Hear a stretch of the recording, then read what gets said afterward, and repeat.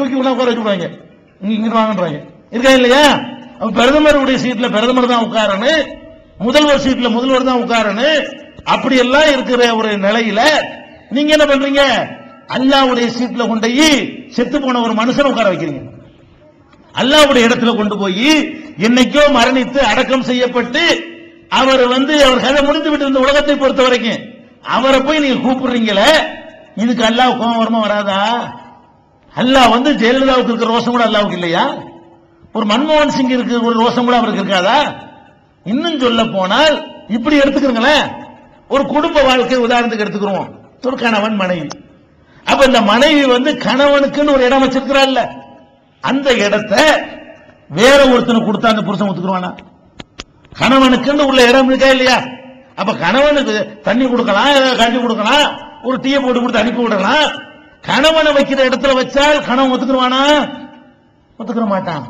பக்கத்து வீட்டுக்காரன் எனக்கு ஒரு புடவை வாங்கி தரீங்களா அப்படின்னு கேட்டா ஒத்துக்குருவானா? நான் எதுக்கிட்டு இருக்கேன்னு கேட்பானா இல்லையா? ஒரு புடவை வாங்கி கேட்டா உனக்கு பிடிக்க மாட்டேங்குது, அது ஏன் இடம், அந்த இடத்துக்கு நான் யாரையும் விட மாட்டேன் அப்படின்னு சொல்றியா இல்லையா? அதை தாண்டி பெட்ரூம்ல 2 பேரும் படுத்துக்கிறதா ஒத்துக்குருவியா நீ? எந்த ஆம்பளையாச்சும் ஒத்துக்குருவானா? ஒத்துக்க, அது என்னுடைய இடம்ங்கிற. அடைய நீ இந்த பொண்டாட்டி நீ நான் படைச்ச, நீ பொண்டாட்டி நீ படைக்கல, சும்மா ஒரு ஒப்பந்தத்தில் கல்யாணம் பண்ணிக்கிட்ட, அதுக்காக வேண்டி இவ்வளவு உரிமை உனக்கு இருக்கும்னு சொன்னா, அவன் படைச்ச பூமியில இருந்துகிட்டு, அவன் படைச்ச காத்து அனுபவிச்சுக்கிட்டு, அவன் போட்ட சோத்தை திண்டுக்கிட்டு, அவன் விளைவித்து தரக்கூடிய பயிர்களை சாப்பிட்டுக்கிட்டு, அவனுக்கு பக்கத்துல வேற ஆள உட்கார வச்சீங்கன்னா அவனுக்கு எப்படி கோபம் வரும்? அந்த கோபத்தினுடைய வெளிப்பாடுதான் அல்லாஹ் சொல்லி காட்டுகிறான், இன்னல்லாஹ லா யக்ஃபிரு அன் யுஷ்ரக பிஹி, எனக்கு இணை கற்பிக்கப்படுவதை மன்னிக்க மாட்டேன். ஏன் மன்னிக்க மாட்டேங்கிறான்? எல்லாத்தையும் மன்னிப்பேங்கிறான், இதை மன்னிக்க மாட்டேங்கிறான். எதை? ஏன் இடத்துல கொண்டு யாரையாவது வச்ச எனக்கு செய்யற வணக்கத்தை செய்யாத கூட மன்னிச்சிருங்கிறான் அல்லாஹ். துளுவிலையா தொலைஞ்சிட்டு போறான் நாயின் மன்னிச்சிருவான் சில ஆட்களுக்கு அல்லாஹ்.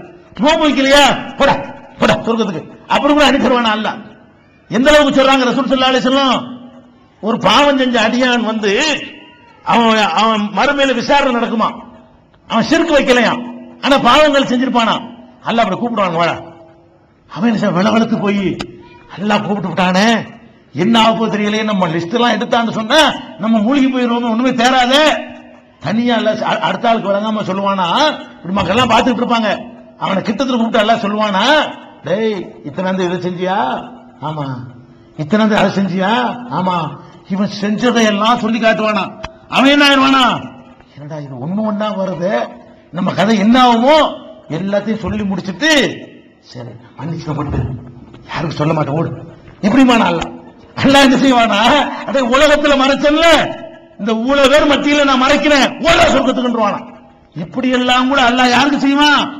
அல்லாஹ்வுக்கு இணை கற்பிக்காமல் வேற வேற பாவங்கள் செய்தவர்களை அவன் நினைத்தால் மன்னிச்சு அனுப்பிடுவானா? யார மன்னிக்க மாட்டேங்கிறான்? இன்னல்லாஹ லா யக்ஃபிரு அன் யுஷ்ரக பிஹி, எனக்கு இணை கற்பிக்கப்படுவதை நான் மன்னிக்க மாட்டேன். வ யக்ஃபிரு மா தூன ஸாலிக லிமன் யஷா, இதை தவிர வேறு பாவங்கள் செஞ்சு இருந்தால் நாடுனா மன்னிச்சிருவேன் அப்படிங்கிறான். வமன் யுஷ்ரிக் பில்லாஹ் ஃபகத் ஹரமல்லாஹு அலைஹில் ஜன்னah, யார் ஒருத்தன் அல்லாஹ்வாய் எனக்கு இணை கற்பிக்கிறானோ அவனுக்கு சொர்க்கத்தை ஹராமாக்கிட்டேன், சொர்க்க ஹராம் வரவே இயலாதுங்கிறான் அல்லாஹ். அப்ப அந்த பாவத்தை இந்த சமுதாயம் செய்கிறதா இல்லையா? அப்ப அல்லாஹ்வுடைய இடத்தில் யாரையும் நிறுத்தாதீர்கள். அல்லாஹ்வுடைய இடத்தில் நிறுத்துறதுக்கு நான் சிம்பிளா குழந்தைக்கு புரிகிற மாதிரி நான் உங்களுக்கு சொல்றேன். அல்லாஹ்வுடைய இடத்தில் நிறுத்துறேன்னா என்ன? 2 அல்லாஹ்னு சொன்னா தான் அல்லாஹ்வுடைய இடம் அர்த்தம் கிடையாதுங்க. அல்லாஹ் அவனுக்கு சில ஆற்றல்கள் இருக்கிறது, அது மாதிரியான ஆற்றல் நமக்கும் இருக்கிறது. சில ஆற்றல் இப்ப நீங்க பாக்குறீங்க, என்னை நீங்க பாக்குறீங்க, நான் உங்களை பாக்குறேன், பார்க்கும் ஆற்றல் நமக்கு இருக்கிறது, அல்லாஹ்வுக்கு இருக்கிறது. அல்லாஹ் பாப்பானா இல்லையா? அல்லாஹ்வும் பாப்பான். நான் பேசுவதை நீங்கள் கேட்கிறீங்க, நீங்க பேசுற நான் கேட்கிறேன், கேட்கிற ஆற்றல், கேட்கிறேன்னா காதுல கேட்கிறது, கேட்கிற ஆற்றல் நமக்கு இருக்குல்ல, இதே மாதிரி அல்லாஹ்வும் கேட்பான்.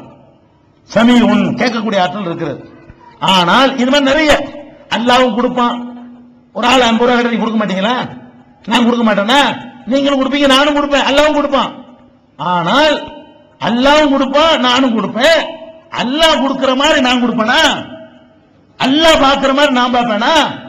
அல்லாஹ் கேட்கிற மாதிரி நான் கேட்பேனா? அப்படி கேட்பேன் என்று நினைத்தால் அல்லாஹ் இடத்தில் நீங்கள் என்னை வைத்து விட்டீர்கள் அர்த்தம். அது எப்படி இன்னும் கொஞ்சம் விவரமா சொல்வதாக இருந்தா, இப்ப நம்முடைய பார்வை இருக்குது. நான் உங்களை பார்க்கிறேன், இப்ப திடீர்னு கரண்ட் போச்சு, இருட்டாயிடுச்சு. நான் உங்களை பார்க்க இயலுமா? நீங்க என்னை பார்க்க இயலுமா? இப்ப திடீர்னு கரண்ட் போச்சுன்னு சொன்னா நான் நிக்கிறது உங்களுக்கு தெரியாது, நீங்க உட்கார்ந்து எனக்கு தெரியாது. அப்ப நாம் பார்ப்பது இங்கதான் பார்க்க முடியும், வெளிச்சத்தில் தான் பார்க்க முடியும். நம்மளும் பார்க்கிறோம், அல்லாவும் பார்க்கறான். நான் எப்ப பார்ப்பேன்? வெளிச்சம் இருந்தா தான் பார்ப்பேன். கரண்ட் போனா நல்லா பார்ப்பான்ல. அல்லாஹ்வுடைய பார்வைக்கு வெளிச்சம் அவசியம் கிடையாது. அதே மாதிரி நம்ம பார்க்கிறோம், இந்த முன்னாடி இருக்கிற ஒரு 10 சப்பு எனக்கு தெரிகிறது, அதுக்கு பிந்தி எல்லாம் சும்மா தலையாத்தான் தெரிகிறது, தவிர யாருன்னு எனக்கு தெரியாது. அப்ப ஒரு குறிப்பிட்ட டிஸ்டன்ஸ்ல இருந்தா தான் நான் பார்க்க இயலும், நீங்க பார்க்க இயலும். எங்க இருந்தாலும் பார்க்கலாம் இருந்தா நான் பாட்டுக்கு மெட்ராஸ்ல உட்கார்ந்து பேசுவேன், நீங்க விருதுல உட்கார்ந்து கேட்டுட்டு இருக்கலாம். இதுக்காக நாங்க இங்க வர்றோம், ஒரு குறிப்பிட்ட இடத்துல இருந்தா தான் பார்க்க இயலுங்கிறதுனால தான் வர்றோம். அப்ப நம்முடைய பார்வைக்கு என்னது, இவ்வளவு தூரத்துல இருந்தா தான் பார்க்க இயலும், அதை தாண்டி போயிட்டா என்ன செய்ய முடியாது, பார்க்க இயலாது. இது நம்முடைய பார்வை. அதே மாதிரி நம்முடைய பார்வை எப்படின்னு கேட்டா, ஒரு வினாடியில, ஒரு மைக்ரோ வினாடியில ஒண்ணுதான் பார்க்க இயலும், ஒண்ணுதான் பார்க்க இயலும். 2 கண்ணு இருக்கிறனால 2 கூட பார்க்க இயலாது. இந்த கண்ணில் இவரை பார்த்து இந்த கண்ணில் இவரை பாருங்க பார்ப்போம், பார்க்க இயலாது. 2 கண்ணு கூட பாட்டு பிடிப்பானா இல்லையா? 2 கண்கள் 2 காட்சி காண முடியுமான்னு கேட்கிறான். 2 கண்களும் சேர்ந்து ஒரு காட்சியை தான் காணுமே தவிர 2 கண்கள் 2 காட்சியை காணாது. நான் அந்த கண்ணில் இவரை பார்த்து இந்த கண்ணில் இவரை பார்க்கும்போது இவரை பார்க்க முடியாது, இவரை பார்க்கும்போது இவரை பார்க்க முடியாது. நேர பார்த்தா கூட அந்த ஒரு மைக்ரோ செகண்ட்ல ஒன்னதான் நம்ம பார்க்கிறோம், 2 பார்க்க முடியாது. அல்ல அப்படியா? என்னையும் பார்க்கறான், உங்களையும் பார்க்கறான், உங்களையும் பார்க்கறான், மதுரையிலையும் பார்க்கறான், திருச்சியிலையும் பார்க்கறான், பம்பாயிலையும் பார்க்கறான், மெட்ராஸ்லையும் பார்க்கறான், அமெரிக்காவிலையும் பார்க்கறான், ரஷ்யாவிலையும் பார்க்கறான், மக்காவிலையும் பார்க்கறான், எங்கேயும் பார்க்கறான். அப்ப அல்லாஹ் ரப்பல் ஆலமீன் ஒரு வினாடியில் என்ன செய்யறான்? எல்லாத்தையும் பார்க்கறான். மனுஷன் அப்படி பார்க்க இயலாது. அது மாதிரி அல்லாஹ் கேட்கறான். நீங்களும் கேட்கறீங்க, எதை கேட்பீங்க? மைக் இருந்தா தான் கேட்பீங்க, அல்லது காத்து இருந்தா தான் கேட்பீங்க, ஒரு குறிப்பிட்ட தொலைவில் இருந்தா தான் கேட்பீங்க. தொலைவு ஜாஸ்தியா போனாலும் கேட்காது, மைக் இல்லாட்டாலும் கேட்காது. அப்ப நம்முடைய கேட்கும் ஒரு நேரத்தில் 4 கேட்க இயலுமா? இப்ப நான் ஒரு பக்கம் இப்படி பேச, மாக்க இன்னொரு பக்கம் இப்படி பேச, இங்கிட்டு பார்க்க ஜாகிர் ஹுசைன் 3 பேர் பேச, 3ஐயும் கேட்கறீங்களா நீங்க? 3 மைக்கில் 3 பேர் பேச ஆரம்பிக்கிறோம், என்ன விளங்க மாட்டேன், விளங்க. ஏன் இப்படி விளங்கல? நமக்கு காது 2 இருந்தா கூட இந்த காதுல நீங்க சொல்லுங்க, இந்த காதுல நீங்க சொல்லுங்க கேட்கல. 2 பேர் பேச வரும்பொழுது இந்த காதுல நீங்க சொல்லுங்க, இந்த காதுல நீங்க சொல்லுங்க கேட்கலுமா? அப்ப 2 காதுல 2 கேட்கல, அது ஒண்ணுதான் கேட்கணும். அப்ப நம்முடைய கேட்கும் திறன் எப்படி இருக்கு? ஒரு நேரத்தில் ஒண்ணுதான் கேட்கல. ஆனால் அல்லாஹ்வுடைய கேட்கிறது என்ன? நீங்க எல்லாரும் சேர்ந்து கத்துறீங்க, ஆளுக்கு வெவ்வேறு கோரிக்கை, ஒரு செகண்ட்ல கத்துறீங்க. யார் யார் என்னென்ன கத்துனான்னு உனக்கு தெரியும். அவனும் கேட்பான். எப்படி கேட்பான்? கோடானு கோடி காதுல கேட்கிற மாதிரி அவன் கேட்பான். இந்த வேறுபாட்டை நீங்க விளங்கிக்கிறீங்க.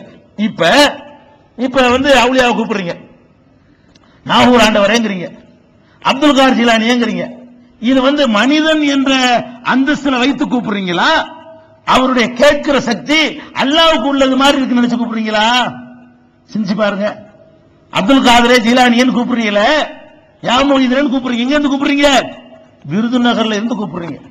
எத்தனை பேர் கூப்பிடுறீங்க? ஆயிரக்கணக்கான பேர் கூப்பிடுறீங்க. என்ன நினைச்சு கூப்பிடுறீங்க?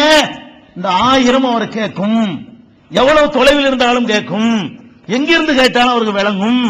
அப்ப அவர் எங்க போயிட்டாரு? இப்ப மனுஷனுடைய கேட்கும் திறனை தாண்டி அல்லாஹ் கேட்பான, அப்படி கேட்பாரு. எப்படி அவ்வளவு பேரும் சேர்ந்து யா அல்லாஹ் என்று சொன்னால் அல்லாஹ்வுக்கு விளங்குமோ, அந்த மாதிரி நாகூர் ஆண்டவரே அப்படின்னு சொன்னா யாருக்கு விளங்க? நாகூர்ல அடங்கி இருக்கிற விளங்குங்கிறீங்களே, இது யாரு மாதிரி அவரை வைக்கிறீங்க?